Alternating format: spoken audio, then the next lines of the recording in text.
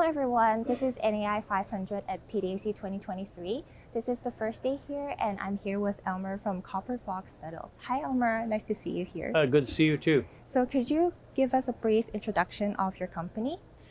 Copper Fox is a North American focused copper company, and it's the only commodity we're focusing on.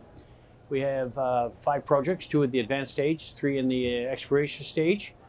And we've been around for a few years. We've got a large resource as far as in pounds of copper on our balance sheet. And we have 2 projects where we have updated resource statements, and we have an updated preliminary economic assessments, which has been put a value on the company, a net asset value on the company, and that's all been done by third-party independent engineering firms. Great, so let's talk about some updates. So recently your company released the analytical results for the metallurgical drilling program for your Schaft Creek project. Can you elaborate a little bit on that? Yes, Schaft Creek is a joint venture between Teck Resources and Copper Fox. Teck owns 75%, we own 25%, and the thing that helps Copper Fox is that Teck is responsible for financing all the exploration, all the activities at Schaft Creek right straight through to production. And that's a great position to be in if you're a junior. Last year and this year, we released the analytical results for the metallurgical test work, and that work has got underway. But the key thing was we intersected a number of higher grade copper, well, just overall higher copper equivalent grades inside the first 5-year pit, which is significant because the implication could be is that, you know, maybe the grade is higher than we put out in the PEA. If that is the case, and I say that is the case, has to be demonstrated, then the implication is for every ton of rock you mine, you're going to be producing more metal. More metal increases the net smelter return per ton, which improves the economics. That's very interesting. So are there any updated timelines for your another advanced stage, which is the Dyke project? There is. We usually take a very close, strategic approach. We don't rush at things. We analyze the data we have and say, what do we need to do next to advance this project along? And keeping the expenditures reasonable, because you can spend a lot of money in these projects and you don't really accomplish a lot.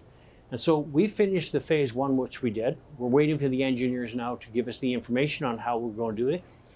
If the answer is yes, we will install the downhole cameras and establish the hydrogeological stations. The reason we did it that way was because if we are able to establish these stations, it saves us several $1 million in drilling costs because we already have the holes, they're already there, and if they're open, why not try to use them?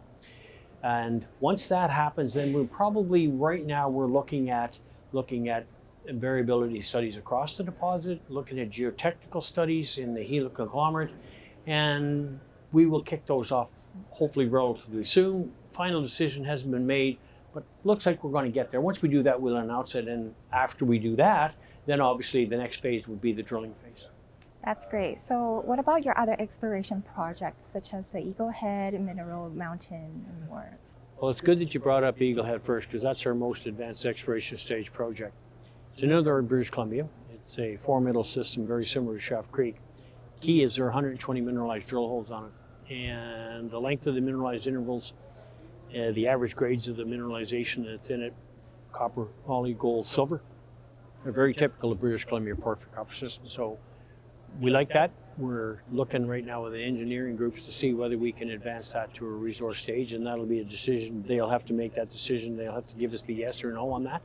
They say yes, we'll do that, and no, then we'll probably look at a drilling program later on in the year. Now, in Arizona, we have 2 more projects in Arizona. One is called Mineral Mountain, and the other is Sombrero Butte. Mineral Mountain is a Laramide age porphyry copper system, and the Laramide, as you may not know this, but the Laramide is a very, very prominent copper province around the world, and the projects in Arizona, in the Laramide, are typically large, very large copper projects. And we have 2 of them, Mineral Mountain and Sombrero Butte. We are going to advance the Mineral Mountain project this year, and we're also going to be doing some work on Sombrero Butte at the same time. So last year you mentioned that copper will probably in a deficit situation when moving into 2024. Do you think this will still be the case, or it will become even more bullish in the long term? Well, last year was a long time ago in the copper industry, because in 2022 we've seen the price of copper drop precipitously to the, mid to low $3 a pound range, and then all of a sudden at the end of the year was north of $4 a pound. That kind of volatility would probably be unprecedented in the copper space. So quickly, with the world wanting to get to net zero by 2050, with the demand for building electrical cars, with the climate change initiative going on, with the infrastructure that we need, which we've used all the time, and now with the onset of this medical uses of copper, I think, and there's a lot of forecasts out there, but I think the demand for copper, if the people who cover these or can dictate these, because take a look at the amount of money that's needs to be invested to get to net zero by 2050. I think they're talking $4 or $8 trillion a year. That's a 12-figure number. So, clearly they're going to need a lot of commodities, and I think structurally the copper industry's the demand side's going to take care of itself. The supply side is where the issues are going to be, and I think a 2.4% growth is probably right. What I see right now is probably on the low end of what we're really going to need going forward. This is very exciting. So my last question for you is, why should new investors invest in Copper Fox? Well, Copper Fox is quite unique in the junior space, because there's not many junior companies that have 2 advanced stage projects with net asset value, with resources, and the amount of copper that we have based in our interest in those 2 projects. They also don't have 1 advanced stage project and 2 exploration stage projects, and all in tier 1 geopolitically stable mining districts. Wonderful. Thank you so much for being here with me today. Been a pleasure. Thank you.